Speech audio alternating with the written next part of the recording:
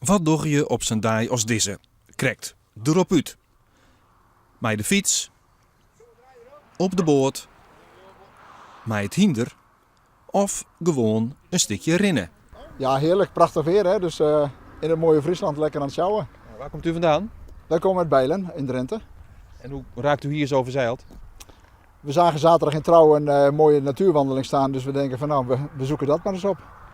Je kunt vanzelfs ook een mix ervan maken. Fietsen langs een route van allerhande liedse leuke winkeltjes biegelieks. Zoals hier in Jesterwierum. Even het snuiten, ja. Dat hebben we nou wel aan het eten, hè.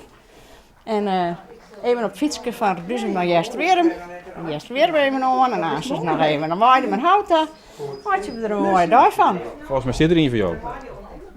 Krijg ik nou een PS-zaak, maar dat is net goed voor mij. Alles beter als binnenwijs joet. Op de Meubelboulevard, dat dit soort dagen zwart van de meesten is, kun je joet wel een kanon aanzitten. Ja, maar dit waar is steeds altijd maar van ja jongens, vrouwen bloot handel dood. Maar ja, dat is deze dagen dus absoluut wel zo. Ja, dat kan je wel zeggen. Hoe stil het is bij de meubels, hoe kabaal bij iPop in Nederland.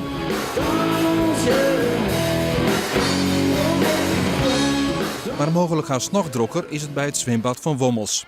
Als enigste Ieperloftzwembad van Friesland is Wommels iepen. En vonden dadelijk een recordtal bezoekers.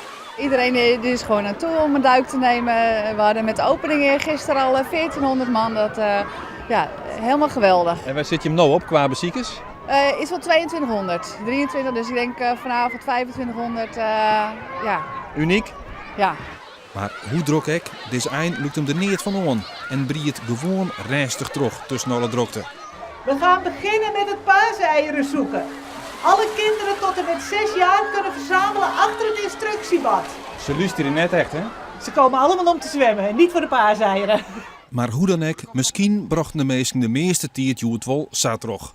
Want ik sa, wie joet twa de peerske dag.